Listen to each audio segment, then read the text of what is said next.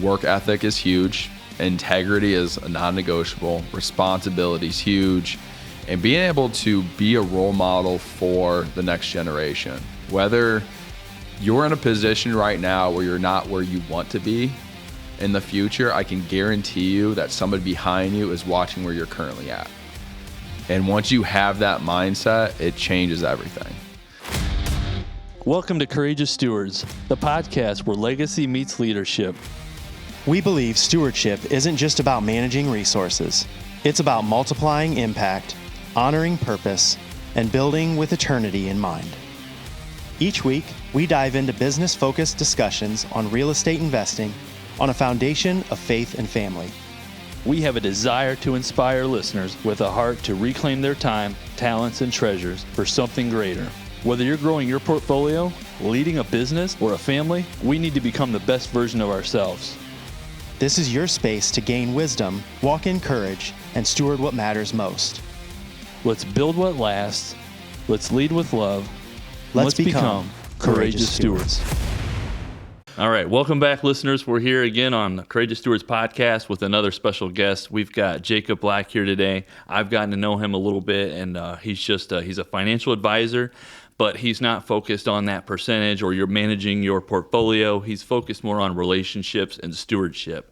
He just loves to add value to people in any way he can, whether you're working with him or not. So he's the guy to connect with if you're looking for some guidance in regards to your finances and your wealth building and your legacy, certainly. So Jacob, thanks for being on. Yeah. We're excited to have you. I've gotten to know you a little bit. You got good energy about you, man. Thanks, man. I appreciate that. You draw people to you, so we're just glad to have you on today. No, thank you guys for having me. I'm really honored and looking forward to where the conversation goes. I think it's going to be a good one today. I've been looking forward to. I agree. I think it is going to be a good one. Let's dive in right away here. Let's just go back. Yeah. So we know where you are now and what you're doing, but tell us a little bit about where you started. Okay. And then how you got here, and maybe a little bit about what you are doing now. Yeah, of course. So I always think it's funny, always looking back in the past of where you've been, just kind of the handprints of just God in your life taking you to where you're currently at in life. So when I was 5 years old, I kind of always say this. I didn't wake up one day and be like, you know what, I want to manage people's money for a living. I don't think any 5-year-old does that. They want to be a superhero or whatnot.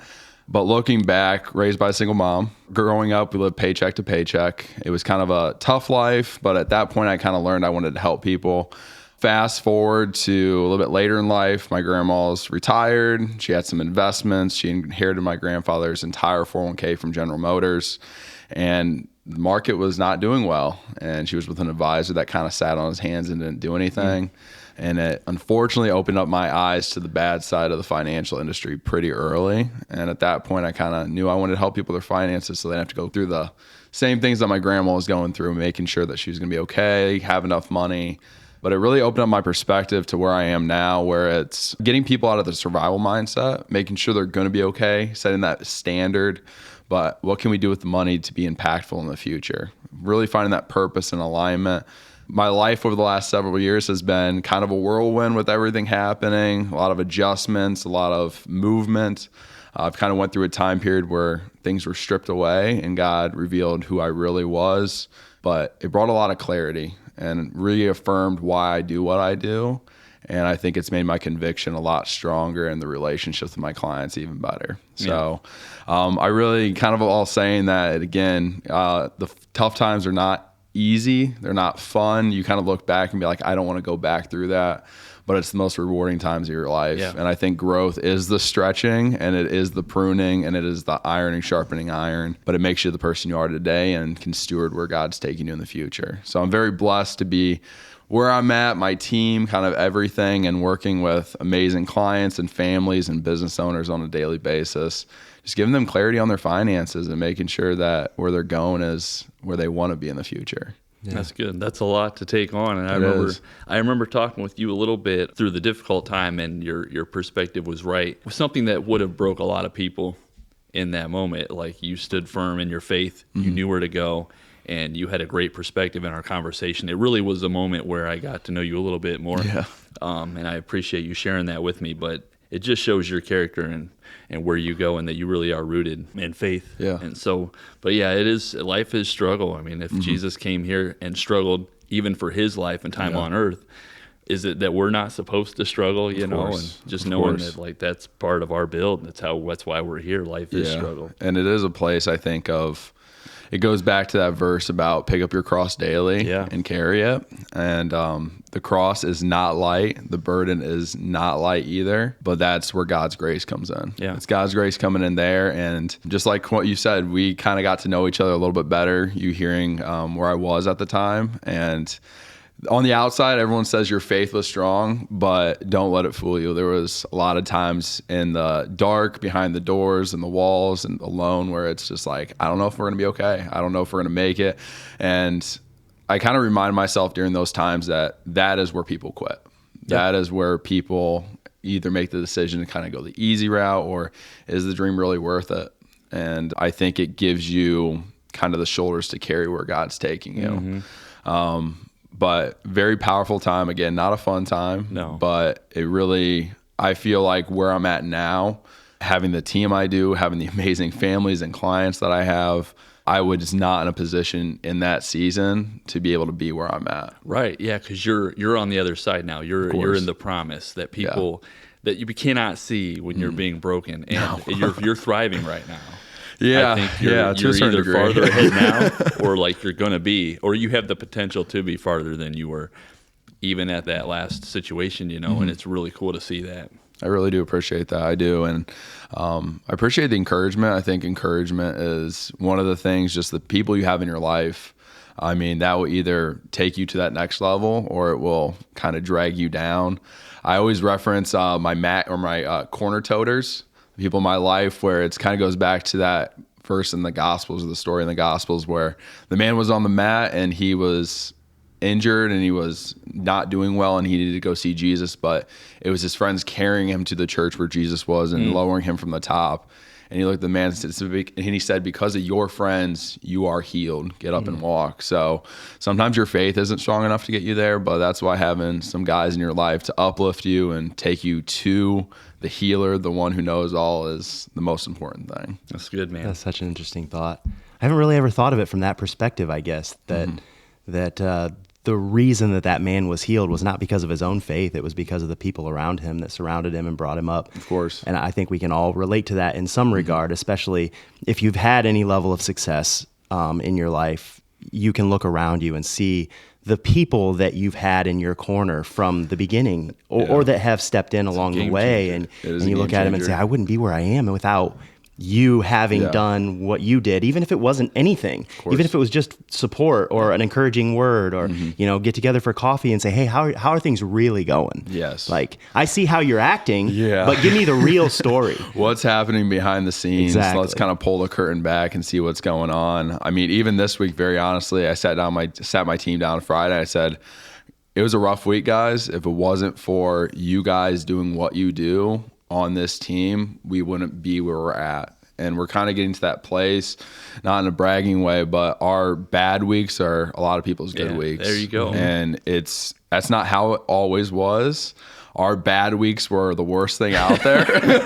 And you're like, things are going to end here. And I'll never forget looking back, even going back to like tough times. I think the thing that defines success, because you can have quick success, but longevity, sustained success over decades, that comes from character development. And character development can only be during tough times.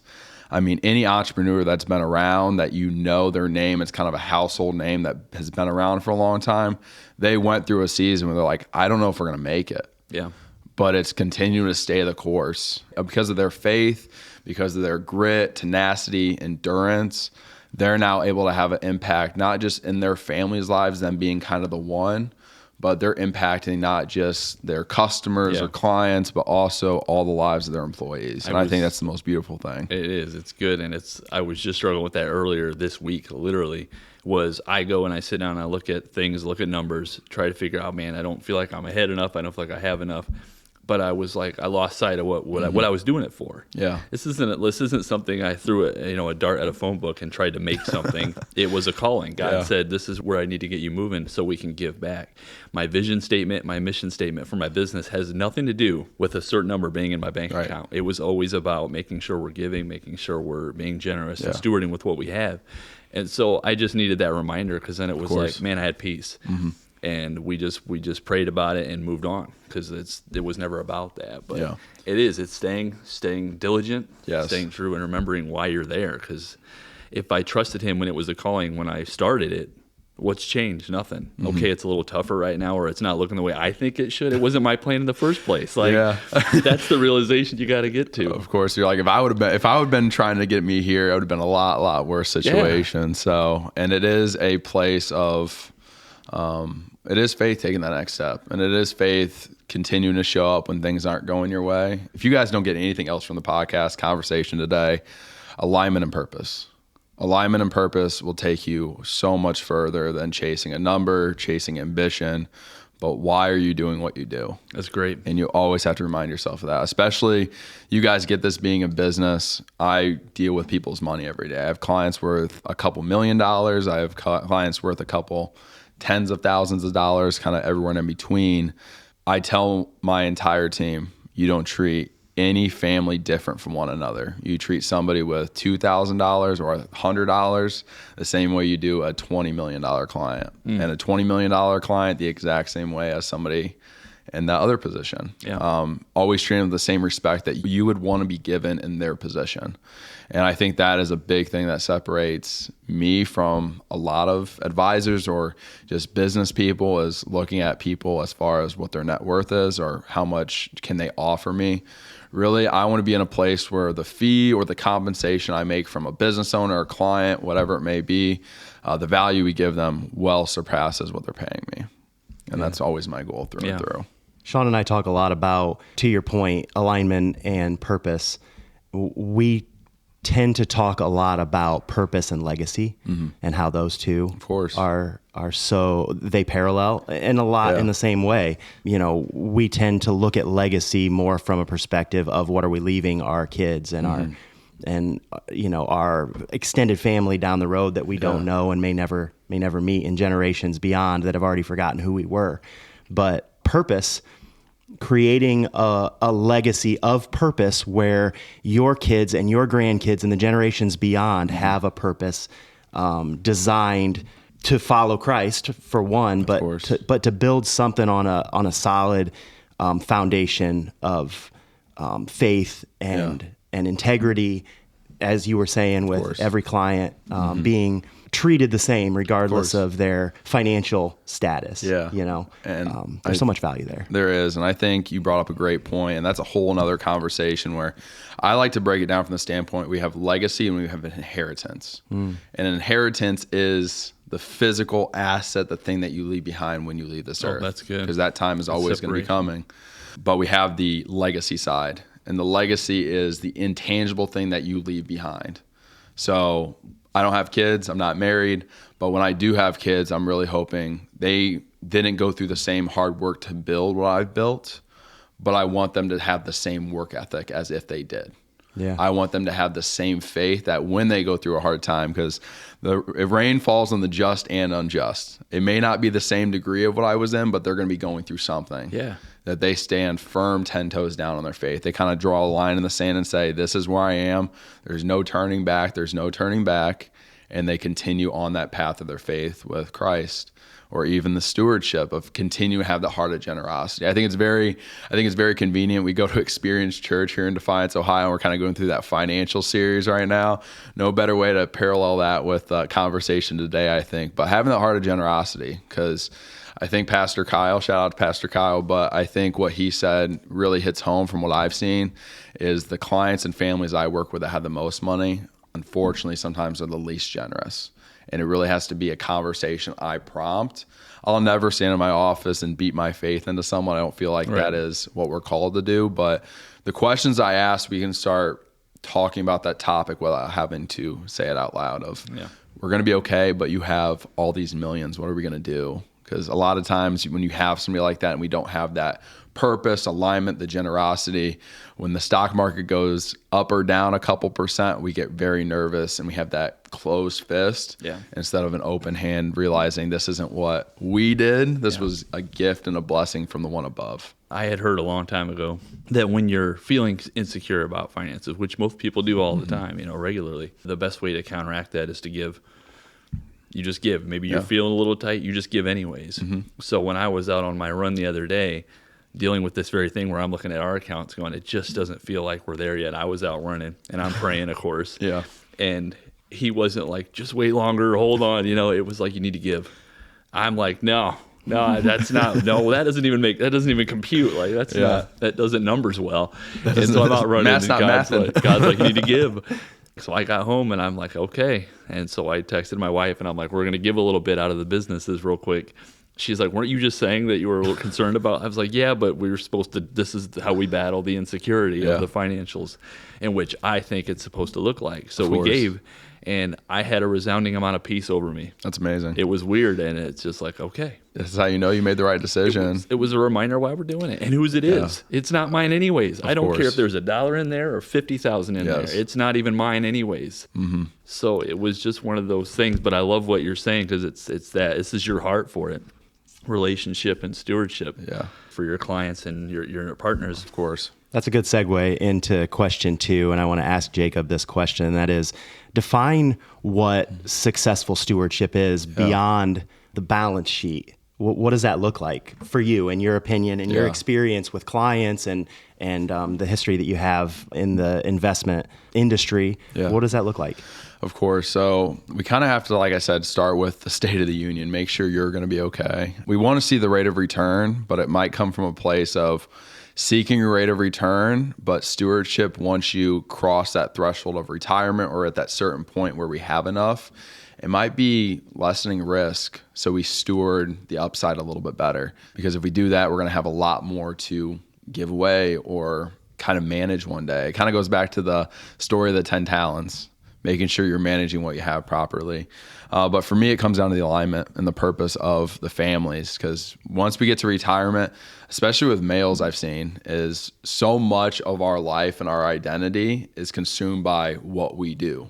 God called us to work. We work, we do that for so long.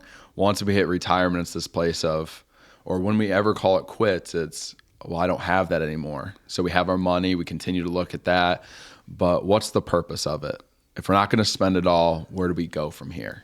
And it's really amazing to see where a lot of times we have the retirement plan, we have the estate plan, the tax plan, but the piece we're missing is that generosity plan. How is our giving plan? It's not an afterthought. It has to be part of the conversation, and it's a great way to tie things together. But if we're going to be okay financially in our lives, then what are we going to do with all this extra money? And just from my experience, what I've seen for doing this for such a long time is when we do start giving, it's amazing how just more continues to show up. It just continues to be a blessing. I mean, pressed down, shaken together, overflowing in the future. So that's really how I measure success. I'm not saying risk is bad. We're all kind of business owners. We're all like very addicted to risk at a certain point. But then there comes a point where we have enough risk and you have enough money and everything. Well, how do we start taking some of the risk off the table to be able to steward it in a proper way? So it's a great kind of conversation. And what do you want to do with your life? I mean, you have grandkids, because I think a thing we saw a lot in my industry was over a decade ago, it was, well, I'm retired. I hate the snow up here. I hate the ice and the wind and, Northwest Ohio weather. I'm going to go buy a place in Florida. And everyone would sell everything, move down to Florida, but their family, their grandkids, everything was up here. And they would get down there for 6 or 9 months, and they're like, I'm just very unhappy. It's because your purpose, your grandkids, your family, your legacy is up here. So having to come back, and it's finding that balance. So I'll have some snowbirds. Instead of buying a place, they'll go down for a month, get their beach fix in, if you will, and then they'll come back. And that really is the legacy portion, where it is pouring into the grandkids, pouring into the family members. It's actually really funny. One of my business friends, he had a very interesting perspective between kids and parents. So with your kids, you see them every single day until they're 18. But even after they're 18, you're still going to have a long timeline with them. A lot of times with our parents on the other side, it's a place of, once we are busy, we have businesses, we have a job, we have a spouse, we have kids, life gets busy. We might see them on the holidays or maybe 5 or 6 times a year.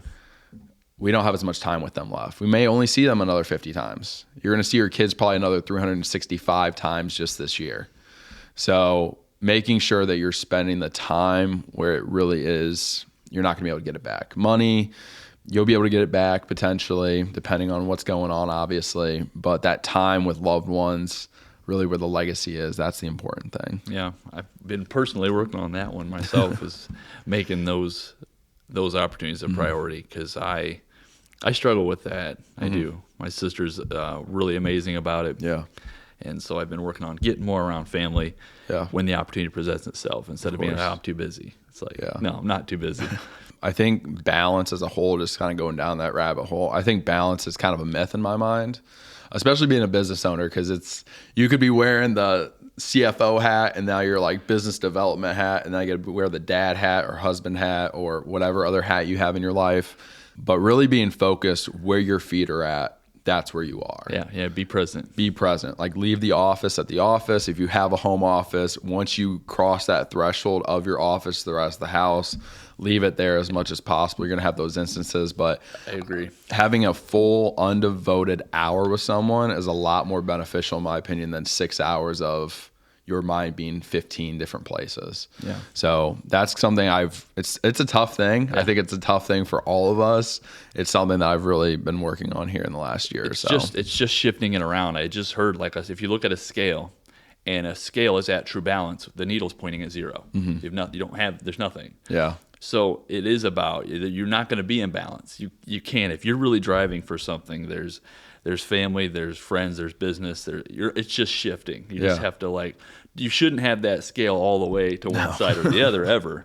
But you got to jump over here sometimes, and then you got to jump back over here. But it's balance is not really a thing. You can't ever have it balanced. No, and you're gonna have seasons, and having those grind seasons, just making sure it's good with the wife, the family, the inner circle. Like, hey, I'm thinking about doing this, and always having the end point. I mean, kind of all being in the business realm, you're gonna have those seasons where it is a sprint, but making sure I'm going to sprint until this is done, and then that next thing comes up, and that next thing, always moving the goalpost, but having a set dead time of, I need to go pretty hard from here to here, and then at that point, we're going to shift gears. Yep. And it's going to be seasons where it's a little bit more over here, a little bit more over here, just having that okay with the people in your life, making sure that's the right direction. Yeah, for sure.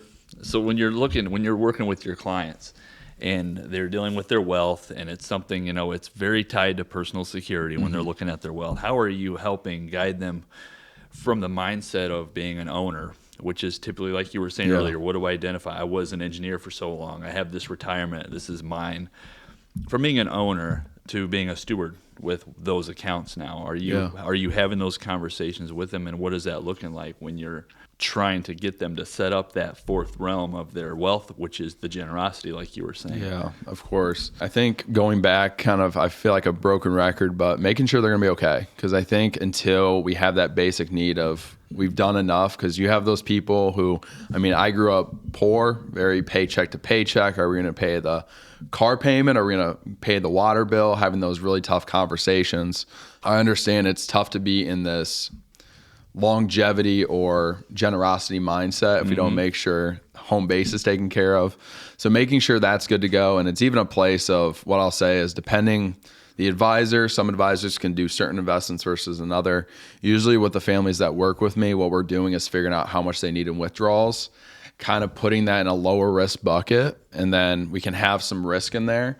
But then it gets them to a place of, I'm going to be okay. Or a big thing that I do for a lot of retirees, once they're either the first 10 years or the last 10 years of them working, or the very beginning of their retirement, is a simple income plan. An income plan is kind of like what we do in business, forecasting what is long-term going to look like.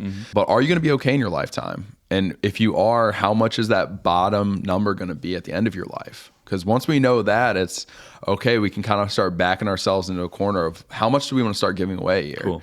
And baking that into the equation of, okay, this is what I'm living on, I'm going to be okay, but what happens if I give away $15,000, $30,000, $60,000 a year to the church? And then the conversation becomes, what is the most tax efficient way to do that? Yeah. We want to give, and it's not all about a benefit for us, but we want to make sure the government's benefiting the least amount than anything. Keeping more of what we own in our own pocket, I think, is important. And that goes to stewardship, because we don't want to just bury things underneath the dirt and not do anything. But I also don't want to freely just give tax dollars away. I think that's a great answer and a great strategy, because you're sitting with somebody that's a person in the world that has been just ingrained from their youth, from their job, from their Yes. their 40-year career. Yes. With I need to make sure I have enough. Yes. So where you're starting is exactly where they need to be started, and that is I need to feel like I'm secure and I'm okay.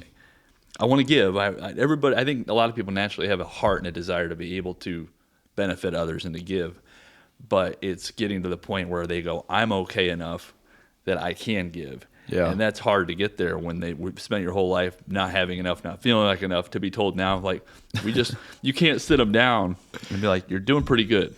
Yeah. Let's give away $80,000 a year. Yes. They're going to go, no way. No. So you're starting right where they're at, Yes. meeting them there, building that relationship, creating that comfort, educating them, showing them a plan, and then going, now it's okay, we can do this. And they go, you're right.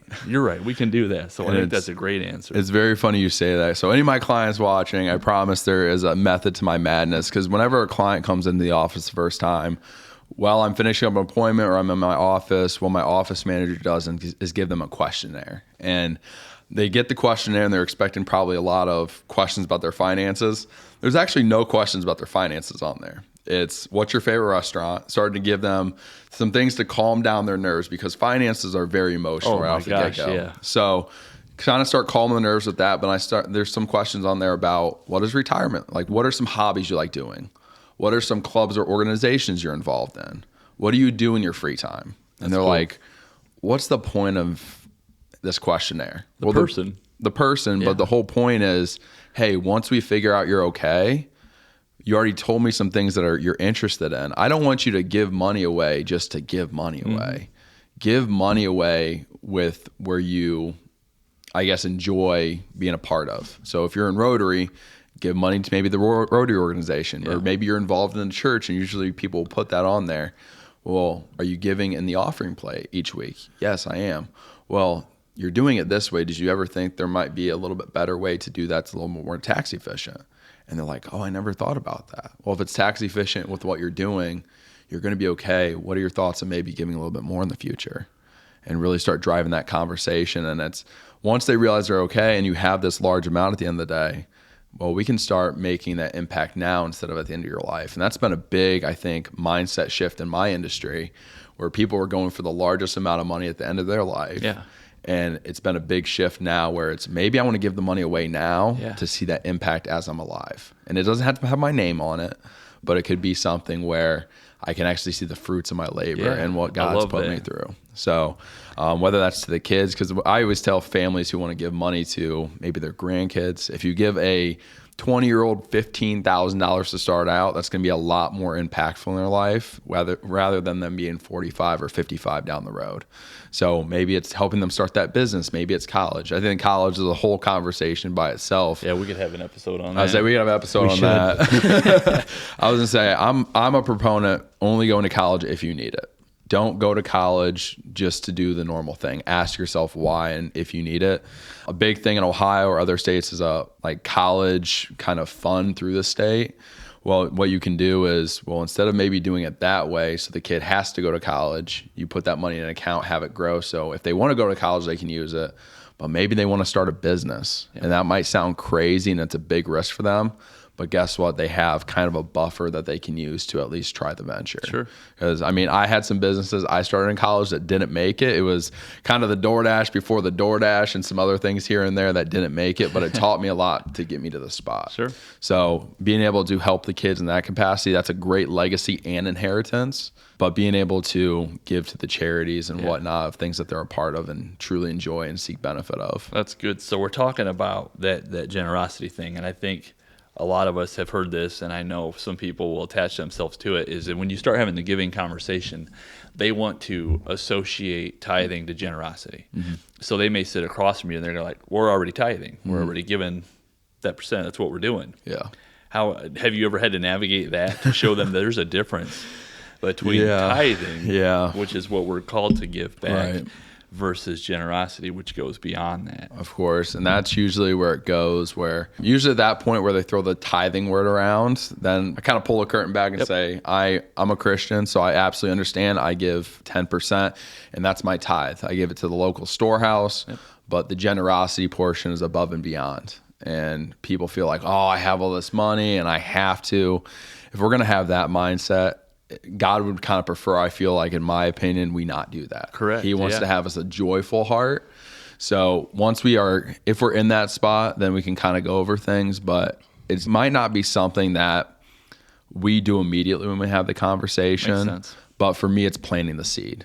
It's kind of like going to spread the gospel. You might not convert someone then or get them to start following Jesus then, but you're planting a seed that might come to fruition one day. That's a good answer. So a lot of times what I'll do is plant that seed and they're going to say no. But a lot of times what I've seen is they get several years down the road and said, hey, I'm actually part of this organization and there's this big need for whether it's an orphanage, whether it's a outreach project, and they've come to me for help and I have the money. I know that we've went through everything. You kind of mentioned the generosity piece several years ago. What does that look like for me now? Cool. And how can we make this happen the best way possible? So it's all about, I think when we think generosity, it's giving up our entire lifestyle for now. And I think if you're in a spot out there, because I've been in a spot where money's been tight, I haven't been able to give, and I had somebody say one time, well, if I'm tithing and I'm generous now, I have to give up this and this and this and like rearrange my life. And I'm like, it's kind of the part of being a Christian. It's rearranging your life to put Jesus first, to be able to do that tithe. That's so true. But once you get to a certain point where you're going to be okay, the generosity is, how's your heart with it? Mm-hmm. And it's planting those seeds over several years. So eventually it's, maybe we are interested in that. Yep. I can't control that. That's kind of up to the man upstairs, but I can be the one to kind of help facilitate that conversation. Maybe start the conversation rather than me waiting for them to do that. Yeah, that's good. I found for my later years here, as I've gotten a little bit older, maybe a little bit wiser, that finances really are a heart condition. Mm-hmm. Your heart condition is going to drive where your finances are. They're going to drive your mentality towards finances, towards impact. Yes. And if you're a miser and you have lots of money, it's going to make you more of a miser. It's going to make you a bigger jerk. Yeah. And if you have a heart to be a giver and a heart for generosity, more money is going to be the opportunity for you to do more of what your heart is already telling you you're supposed to do. I love it. Money just amplifies more of who you are. No, 100%. It does. Like whether if you have $100 in the bank and you're gripping onto it, if you have $100,000, you're just going to be gripping onto it even harder. There is no difference. So starting the habits now earlier rather than later. I mean, I'm very thankful to be part of a faith or biblically based church that pushed it so much when I was younger, because it's kind of transitioned over. I kind of have people on the business front ask me, well, what's your end goal? Like, where do you want to be? For me, I really don't have kind of that end goal in mind. For me, I look at the impact. I'm in a very unique industry where I tell clients the next client's not going to change my life, but the more clients I have, the more impact I have, and can help the generosity, create the clarity that they may not have. Even if we don't work together, I can send them in the right direction with a good plan. But the money that I make, it allows me to be more generous. And that can be both with charities, with the church. And a big thing that I'm passionate about as an entrepreneur is I feel I have a direct obligation to create opportunities for others. And creating the opportunities, it's not paying them the industry standard salary and just enough for them to make it ends meet, but being able to bless them above and beyond what they could ever imagine. And it's not me, it's from him above. And I'm just a vessel, and I just continue to pray that God expand my vessel, make it stronger, so I can be carrying more blessings to his people at the end of the day. We pray that all the time. Every day. Amen. In my home, we pray that the Lord shows us opportunities where we can be a blessing to others. Yes. And maybe that is financial, and maybe it's not. Like, there's so many other ways that you can be a blessing to others outside of the financial realm. We tend to talk about that because it's what we are doing on this podcast.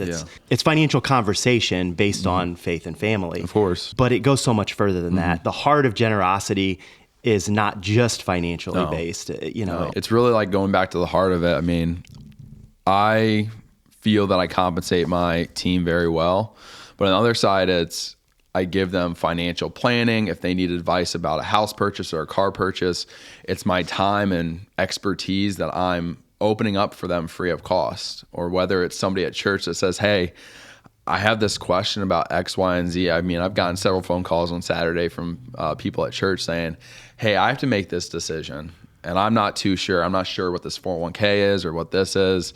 And it's simply just giving them advice. I'm not soliciting services, but just helping them understand what they have and where they're going, and just giving them some clarity on the situation. As I get further along in my career, I have a bigger heart for that. Like, where I really want to be at the end of this is I obviously want to continue being an advisor, bringing on families, growing my business in that capacity, having more impact, but being more on that coaching front, helping. I mean, I grew up without a father. I think it's a big part of who I am and my story, and being able to pour into individuals who a little bit younger, maybe high school, who were struggling the same way I was, be able to pour into them and kind of guide them and just kind of be that masculine role model, I guess, for them that they might not have in their life.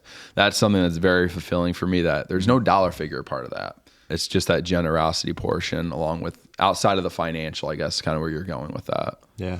Yeah, 100%. That's the goal. When you mention alignment and purpose, for me it is fulfillment. Yes. Like fulfillment. Yes. Money's fine, business is fine. Whatever it is you're doing, whether financial advising, real estate, that's great. But if you're going to bed at night and you're fulfilled, because you've been aligned and you had purpose in the day, I mean, that's the reward. I want to call that impact investing. Yeah. I think that's a great term, and it's a place, just you guys saying that, I look back at seasons of my life I've went through, and there were seasons in my life where I'm working ridiculous hours, but because the alignment, because of the purpose, and because of the impact, time flew by. It didn't feel like I was working double or triple what I was at the time. So it's very powerful, and I think that is, once you are in alignment and you've been through that, you understand. But if you're out there and you're like, I don't know, working 60, 80 hours, whatever it is, as an entrepreneur, that sounds daunting. If you're in alignment, it doesn't feel that way. It doesn't. We were just talking about that. Like, I'm always thinking this Thursday or this Friday, this is going to be my day where I'm just going to chill a little bit, do a couple things in the morning, call it a day. Never happens. This guy we just did that yesterday. We're at the bank. We're working on something. I'm literally working on something else while we're in the bank working on something, and we're both like laughing and smiling, going, "This is what we do now." Yeah. And it's really, that's the fulfillment. Yeah, like, I don't feel like I'm working. Like, we're just laughing and doing stuff. And there was, I mean, even on my side, I think there was last week it was around 25 appointments I ran. The last week it was around 32, 33. People look at that and they're like, how do you do that? That's a lot of peopling and a lot of talking and everything. And I'm just like, I love it. Yeah, we're talking numbers, we're talking finances, but at the end of the day, these are relationships. These are people. They have stories. And I just get so filled up by that. Cool. I kind of started out in college actually as a computer engineer. I was like, I love coding. Let's do this thing. And I got behind a computer. I'm like, absolutely not. No. First semester, I'm like, take me out of this. I missed the people side. You would have been in a box, bro. I was like, you kind of get put in a room with no windows, shut door. I think there's a basket in the corner for you if you have to use it. Yeah. But I really miss the people side, and I think I found a really good balance where I can have that analytical mind, but have that people-centered focus as well. And it's been, it kind of goes back when you're going in the wrong direction. It's kind of like you're in a sailboat with wind coming towards you. Yeah. Once you're in alignment, you're in the same sailboat, but you're being propelled forward because the wind's behind you. Visual. So, and a lot of people maybe are out there trying to figure out what your purpose is. Just ask God. Ask God, continue to press in, and in general, what I tell people, whether it's career, life, whatever, if a door opens and it's an opportunity, pop your head in. Take a look. Don't have to stay there. If you pop your head in and you just don't feel the peace like you did after giving or being generous, then shut the door and keep walking down the hall, because there'll be another door that's open. So always trying new things. Don't be afraid to put yourself out there. I think if you want to really grow your faith, start a business. Like, that will propel your faith forward. It's a very trying and painful process at times, but that painful process is you kind of dying to yourself and your flesh. I feel like the Holy Spirit sometimes will put things on your heart just to see what your obedience level is. Yeah. See if you're willing to pop your head through. Yeah. And then he'll say, just kidding, move on. Mm-hmm. You know, it's almost like okay, now I see you're willing. Let's try this. Absolutely. I see where your heart is. That's good. Yeah, it's a very interesting thing, because even like this week, new opportunities were presented on the business front, and I didn't think we were quite there yet, but I'm gonna at least dip my toe in, see how things are, and pray about it, fast about it. And if it's not it, then in God's time, and he's just going to direct the business. I think being a business owner and having a faith, that is such an interesting combination. It's probably one of the most unique ones out there, I would say. I'm obviously biased in my own opinion, but you don't operate off of the entrepreneur gurus out there. Like, you might listen to some things and the Holy Spirit's like, yeah, this is the direction everyone takes and this is the logical one, but I actually want you to go this way. And which one are you going to follow? Are you going to listen to me or are you going to listen to the world? And it's a gut check, if anything. For sure. Yeah. I've noticed too that, and Sean and I have had this conversation, golly, so many times. In fact, we've based some of our podcast episodes solely on the conversation of just being an action taker. Yeah. In entrepreneurship, in real estate, Right. in investing, in anything. If you're an action taker and you're constantly being presented opportunities and being willing to walk through some of those doors and continue to move forward and continue to move forward and continue to move forward, you're going to find that right thing. Yeah. You know, you'll step out of some things and step into other things, but you just have a heart of continuous action, continuous progress. Yeah. And it makes all the difference. It's always like that self-improvement. I think faith, everyone thinks is the perfect decision. I think faith is also trusting that even if you make the wrong decision, God's going to redirect you on the path that you should be on. Yeah. So I've had opportunities in my life where there might be 2-3 different paths in front of me. And what I'll actually do is pray on it, and I don't get clarity on it, but I'll start down all those paths. And then it just so happens that maybe 1 or 2 of the other doors shut, and I have a clear path of the other one forward. It kind of goes back to that quote where a plan delayed but executed perfectly is not as good as an imperfect plan executed now. Just take action. It does not have to be perfect conditions, because guess what? If you're looking for the perfect conditions, I hate to break it to you, it's probably not going to come upon you. Good luck. So just take that step of obedience. If you feel that on your heart, move in that direction and trust that the Lord's going to direct your steps. Yeah. The Bible says so right there. He'll direct your steps if you submit your life to him and surrender. Yep. The next question is yours, Sean. What do we got? True stewardship involves preparing the next generation. What's the most important non-financial values you encourage your clients to pass down alongside their assets to ensure their legacy is handled? Man, that is a very tough and great question. It's been very unfortunate in my career to see amazing legacies or inheritances get passed along and then they're squandered very quickly just because there was no true legacy. It was just an inheritance. So very first thing, very practical, and then we'll kind of go a little bit more intangible, but practical, making sure that whoever inherits the money understands money, understands finances, understands what's happening. That's more the practical component. When we talk about passing the torch, non-financial character, I mean, when you look at trust fund kids, not, if you're a good trust fund kid out there, I'm sorry, but for the majority, if you look at statistics, a lot of times they're very low character, very flaky individuals, not responsible, go with the flow. Go with the flow is not bad, but intentionality is the key. Yeah. And I think going back to it, if you're a lazy individual, the Bible says there's really no way around that, and things will be squandered due to that. So I think work ethic is huge. Integrity is a non-negotiable. Responsibility is huge. And being able to be a role model for the next generation, whether you're in a position right now where you're not where you want to be in the future, I can guarantee you that somebody behind you is watching where you're currently at. And once you have that mindset, it changes everything. Like, a big perspective for me that I've realized in this last year of my life is waking up every day with the mindset that God chose me to be in the position that I am. Like, he said, Jacob, I want you to be at this high, at this low, in this struggle, because I need you for something in the future. I need to develop something in you. And even during those tired moments, just reflecting and being grateful of, God, thank you for entrusting me with the weight of this blessing that you've put upon my life or this calling upon my life. So at Heart of Gratitude, obviously we're faith-based individuals. Having a strong faith is huge, but those would be the big things I say just from my experience. And having tenacity. If you're in business, trust me, this is coming from someone who's done it a while, you're going to be told no a whole lot more than you're going to be told yes. And you can either take no as I'm not good enough or thank you, God, for redirecting me. It all comes down to perspective. Yeah, and good. Continue to put your faith in him. He will guide your steps. And I think going even a verse, it's in the Psalms, trust in the Lord with all your heart and he will give you all the desires of your heart. I think there's a big misconception there where it's put your trust and understanding in the Lord.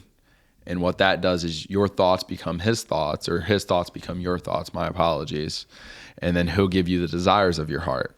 Well, if I want a Lamborghini and 5 houses and all this, that's not really his desires. But if I meditate on him, if I fast, if I pray, and his desires become mine, well, I'll have a heart of giving. I'll have a heart of unconditional love. And then those things will flow out from me. And then those will be the desires of my heart at that point. So I think those are the key things. Non-financial character is way more valuable. I think even in a hiring sense, I could have somebody who has A plus skills and D plus character. Yep. I will not hire them versus somebody with A plus character and attitude and C minus or D plus skills. Yep. Skills can be taught. Character just simply cannot. Nope. And that is something I kind of pride myself in because whether that's employees, clients, family, it's all relationship.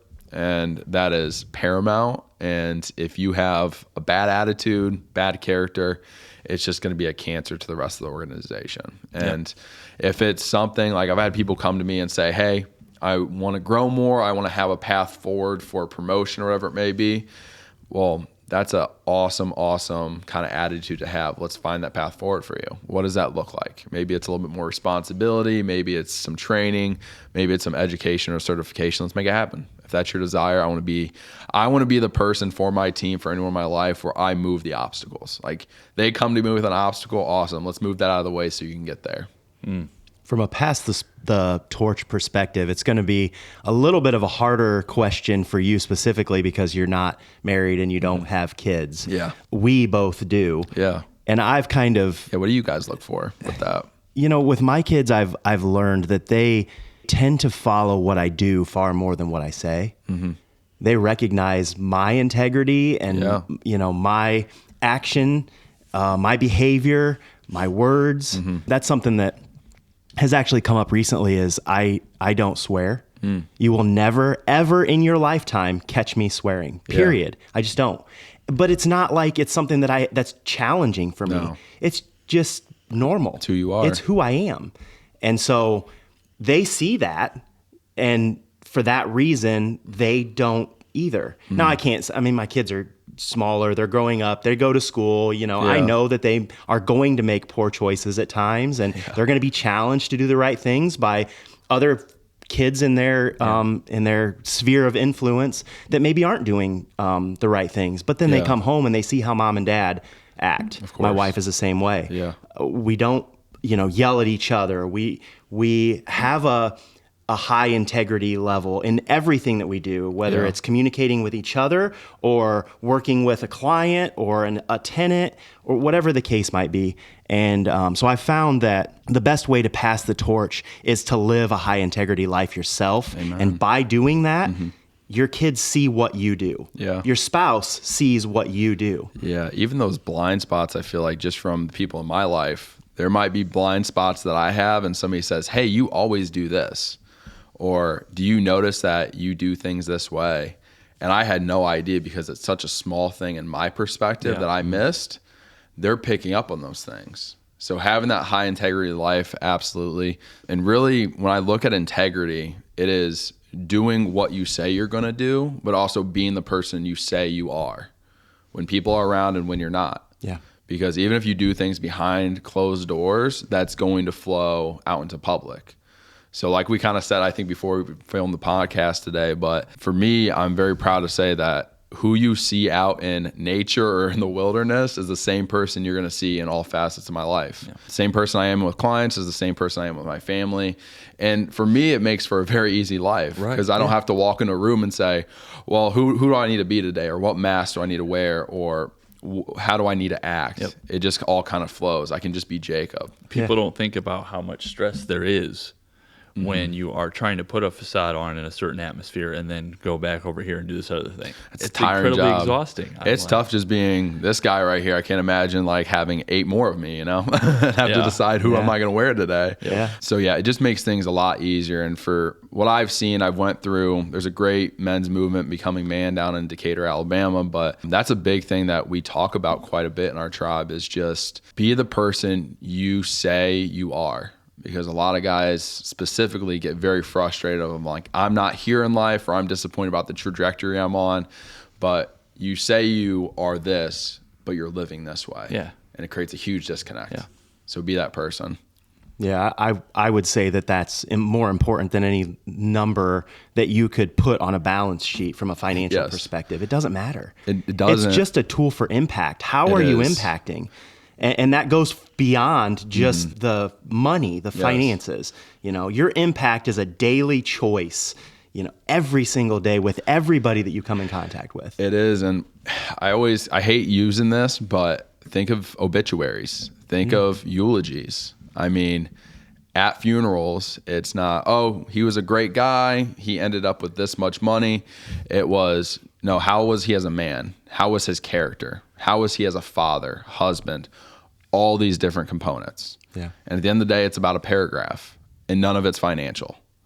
Nobody's going to care, and I guarantee there's not a scoreboard up in heaven where they're saying, oh, you ended up with $2 million. If you were at 2.1, you would have made it.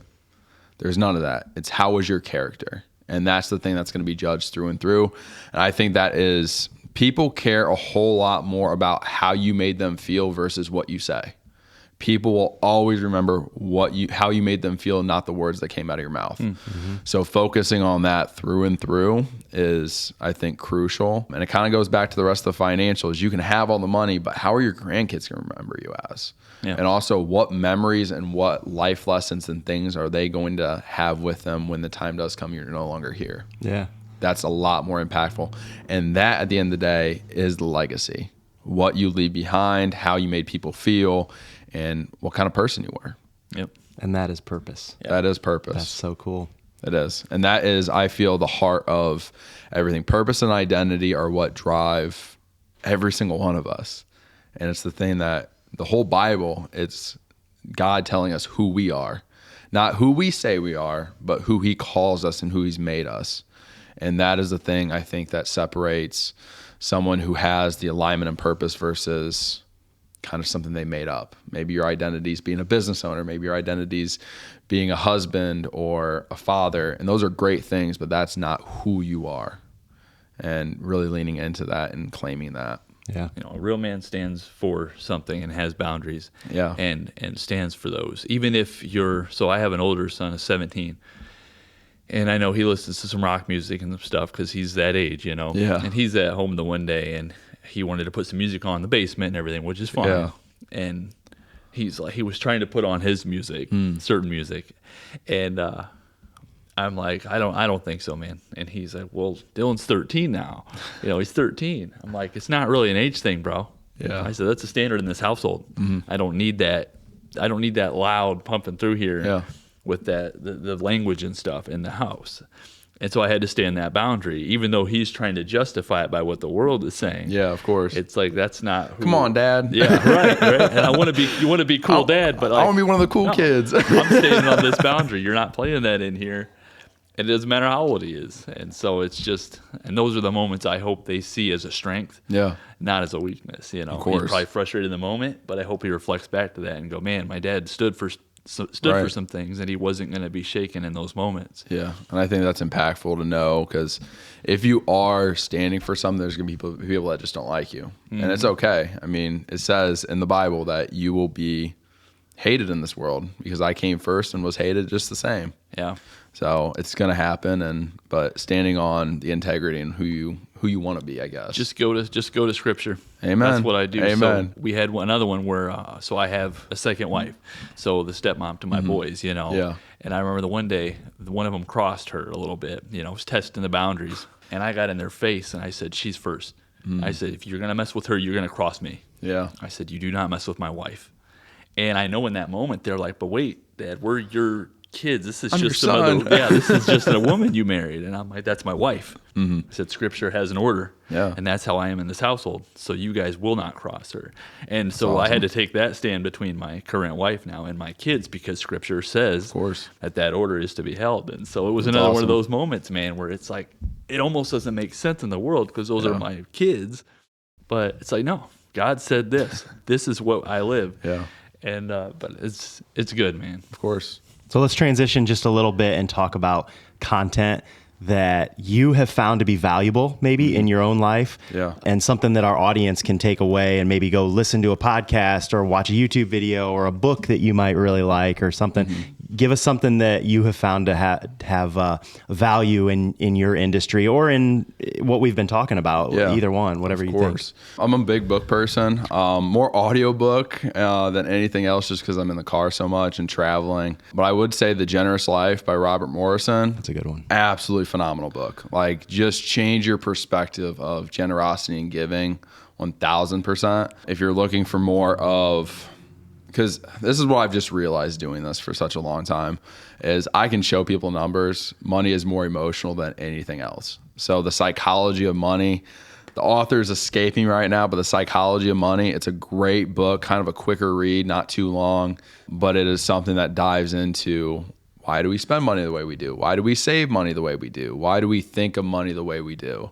It's very interesting. I could have two families with the same exact kind of net worth or financials, and they manage it two different ways. And it just comes down to psychology. And a lot of people wonder, why do I ask them how they were raised around money? And then we kind of start tying the conversation of, oh, you like to have X, Y, and Z or X amount in your bank account because money was tight growing up. Yeah. And it creates a little bit of a safety net, creates that cushion that makes you able to sleep at night. So The Psychology of Money is huge. Well, I'll just say on content, I think with the financial side, because it's such a saturated industry. Yeah, it is. Same thing with, I think, business side is first thing I kind of look for, are they faith-based? Depending if you are a Christian, I think that's going to be the best advice you can find. But make sure you understand what they do for a living, I guess. Because if you go to somebody that only does, let's say, money in the market, they're going to say money in the market's the absolute best thing. Annuities are terrible. If you go to an insurance person, they're going to say annuities are great. Money in the market's awful. There's going to be some people like myself who I don't have any boundaries being independent. I don't have a product list. Really, I look at someone's situation and say, this is some great options for you. What are your thoughts? I'll give some education. But make sure whatever you're listening to, you understand kind of the backside of it and their philosophy around money. Because Rich Dad, Poor Dad, great guy for business owners, somebody more on the traditional, I would say, employee side of things. Maybe not the best option just because of how he views debt. Debt is a financial tool, but I've seen a lot of consumers be way, way over leveraged in debt in certain areas. So, and you have to find somebody that matches your comfort zone and matches your own philosophy. And that kind of goes back to the identity. Like, what do you believe about money? And kind of go from there. So podcasts are great too. I listen to a lot of sermons in the car. There's some great ones. There's another podcast I like. It's called The Leader's Cut by Preston Morrison. He's out of a church out in Scottsdale, Arizona called Pillar Church.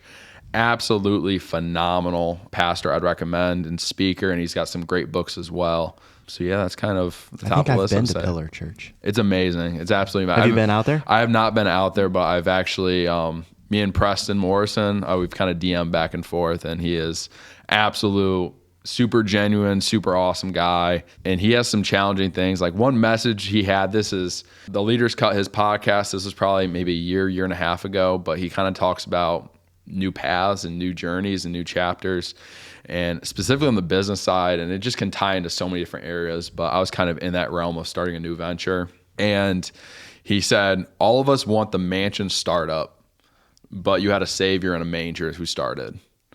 And I was like, wow. Dang, that's impactful. I was like, that's something, I just got chills thinking about that. But it's one of those things where I want what I have in the future right now.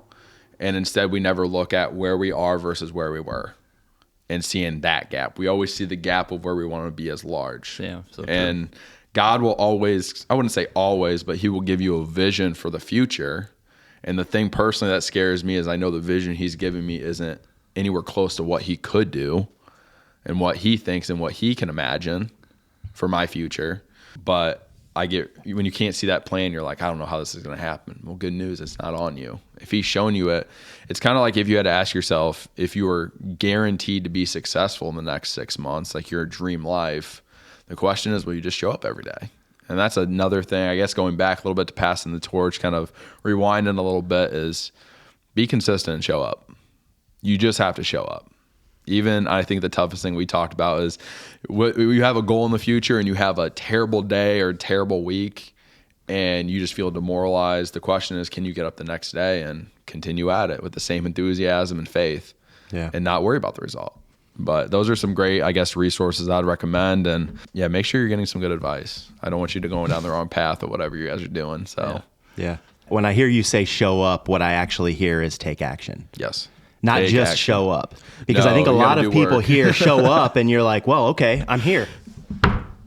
Yep. That's about it. You know, like yeah. it takes more than that. It's not show up. It's take action. It when is you show up. I don't want to Right. No. diminish what you're saying. You're but absolutely right. It's take action. And I think a better way to say, instead of just show up, is like, I have a process. Like, I have a process I know to grow business. That's worked. I have a process to manage my finances, manage my business the way, run the process. And it really kind of goes back to the very cheesy, trust the process. Mm-hmm. Develop the process, run the process, trust the process. Because when the process doesn't work, guess what? Get up the next day and run the same process, and it's going to work. If you go several days in a row or maybe a month out and it's not producing anything, then there might be an issue with the process. But if the process has worked for others, there's a good chance it's going to work for you. Is it optimized? Maybe not. But if you run that process consistently, you're going to get a result. Yeah. So get up, take action, trust the process, and that's going to be huge for you long term. That's really good. What's your superpower? Oh, goodness. I wish I could duplicate time and make 8 more of me, but that's not quite possible yet. I would say my superpower is being able to look at things big picture. I think being in business, being in finances, we talk about right now, but I have to look 8, 9, 10 steps ahead about where we want to go. Like, we want to be charitable in the future. Well, what does that do to your current situation? And everyone talks about AI. I do think AI, I'm pretty bullish on AI myself, but when we talk about AI, people are using it for decision making. I think it's a very helpful tool, but what it's doing is telling you the best thing to do right now.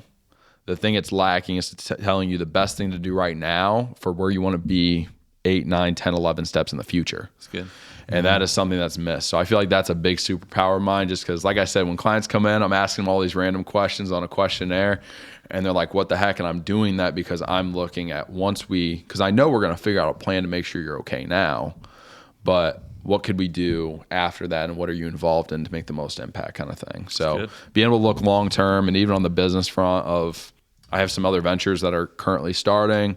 I look at my current business structure, tax structure, and I already know how things need to change and adjust in the next year, 2 years, 3 years in the future. But I have some smart people in my life to guide me through those times as well. Would you call yourself a visionary? I would say visionary. I'm very personality perspective. I'm a very high D. I'm a very visionary, goal-oriented. This is where we want to go. Don't bore me with the details. Don't make me do the details. I'm very much driving the ship, and let's get where we want to go. Is that you? Yeah. Okay. There we go. See, we're partnered together. As you explained it the way that you did, I see Sean in a lot of what you were saying. So I think the question becomes, if you are a visionary, just what I've learned is there's 2 ways to build a business: hiring from the top down or hiring from the bottom up. For me, I'm a person, I hire from the bottom up, getting more off my plate so I can be more in that visionary CEO forward motion perspective. Mm-hmm. And that has, I will say, treated me better than I deserve long term. And even that being said, once you kind of have I wouldn't say the mundane. Everything's important in the business. Anyone who says just sales or just marketing or just finances is very naive. Everything's important. I hate saying everything's important. More things will be more important at other times. But looking long term, getting some of the lower value stuff for me off of my plate so I can have more professionals at the top to help me direct me where I want to go. Because I'm a true believer, us three in one room together is smarter than just one of us by ourselves. So getting some smart people in your corner and in your circle. Better together. We say it Amen. So much. And Better together. And it kind of goes back to that old proverb where it's, if you want to go quick, go alone. But if you want to go far, go together. And I'm a true believer in that. I do think there's a place of having too many people speaking into your life. And this is where the discernment comes of weighing who needs to, who doesn't need to, and then kind of going in that direction. That's good. That's so true. So, I mean, we are so thankful for having you on today. Yeah, This thanks was for a having great me, guys. episode. This is awesome. I love it. Hearing you share your heart for people, relationship, you have a desire to not only help manage wealth, build legacy, but also to improve the people you're working with on a personal level, which I just think is incredible. So what we want to do is make sure you share with the listeners right now, how can they connect with you so they can get connected to somebody that's going to help fill them both personally, professionally, financially. Yeah, of course. So probably the best way to reach me, social media. So Facebook, probably not the best go-to, but I have Instagram. It's jrblack99 on there. I'm on LinkedIn as well. Those are probably the two best ways to get in touch with me. I do have some pretty exciting things coming up in the future. Right now in the process of being a published author. So very exciting. New direction. Never thought I'd be writing a book in today's age, or at least a portion of it. So that's kind of in process right now. Do have a very exciting kind of venture starting beginning of next year. Kind of taking a step into your guys' role, getting podcasts off the ground with some content and part of that as well. And then diving a little bit more into business coaching. So probably my main thing right now is the financial advising. And clients kind of ask me, because I have business owners who are clients who will be moving over as well to the business consulting side or business coaching side. That being said, they're like, are you going to leave being an advisor? Absolutely not. That will always be my calling and what I do. I've just found a big disconnect between people getting their personal finances in order and then figuring out the business. It's usually kind of the same mess or uncertainty with that, with profit margins. So having a team help me out with that as well, it'd be a great kind of holistic approach. But very excited to kind of launch some content next year. So go ahead, follow me, and you'll be seeing a lot more on my social media come in the future about what that will look like. So what demographic do you typically work with? Is it very broad or is it more narrow, or what do you think? It's very broad. Like I said, I have clients worth a couple $1 million and I have clients worth a couple $1,000. I always say if it's a good fit and you find value in the relationship, both sides of that coin, we'll find a way to work together. A lot of my younger folk are clients that I have, it's their kids who either started a job, maybe they transitioned jobs and they have an old 401k, we were able to roll that over. But their conversations are way different of, I want to buy my first house. Give me some recommendations on that. I'm saving for retirement and I want to do X, Y, and Z. Maybe it's start a family. They're having their first kid, be able to balance all these goals with the long-term vision in place as well. For those who are getting close to retirement, that's usually where they start seeking out advice or an advisor, or even those just into being retired. There's kind of this term I coin, the fragile decade. So the last 5 years of you working, or the last 5 years of your career, and the first 5 years of your retirement is where you can make or break the rest of your retirement, whether that's with taxes, whether that's with investing, whether that's with risk or income or Social Security or pensions. Really getting a grasp on that will set the tone for the rest of retirement. And retirement's just different. I have a lot of people who come in and say, well, this is how my taxes are going to be, or this is how my income is going to be. Retirement is this amazing thing where not only do you have control of your time and location and what you do on a daily basis, but now you have control of your taxes, your income, and your investments.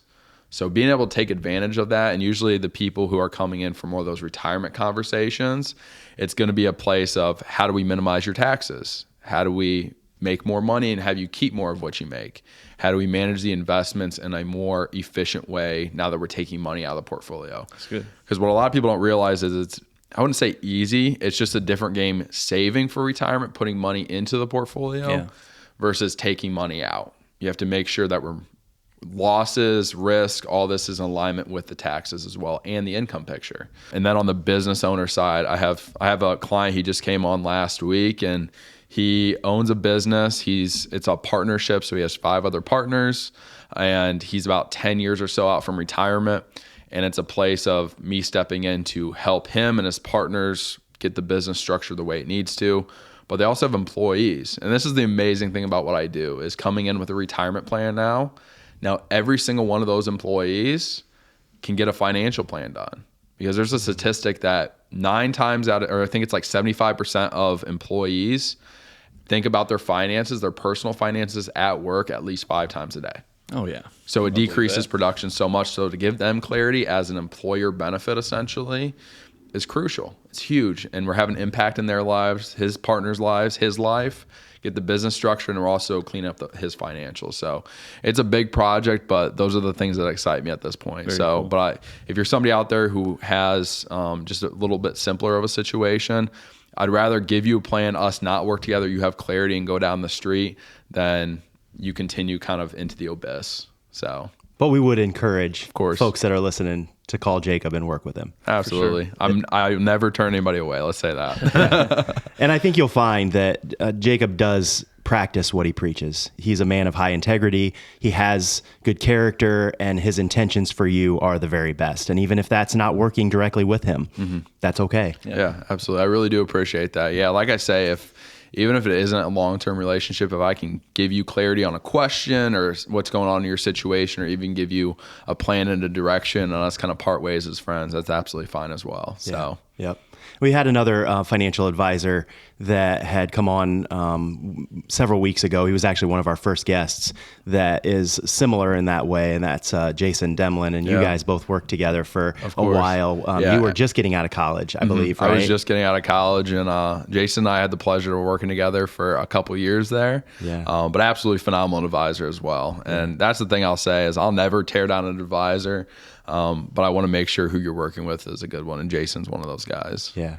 So either one of these guys would be incredible. We're honored, so grateful that you were able to come and be with us. This has been a great time. Yeah. It's always fun to get together and have conversations with people who align both on a spiritual level and a financial. Of course. Of course. It's very rare, I think, in today's world, especially with keeping up with the Jensens, keeping up with the Robinsons next door kind of thing. Yeah. It's very cool to have this alignment. Go back to the alignment and purpose, Absolutely. So absolutely. Surround yourself with good people. It'll take you a long, long way. Better together. Absolutely. I think that is the key thing to everything. If you didn't get anything from the podcast, go with a good group of guys or people in your life going in the same direction. So 100%. All right. Awesome.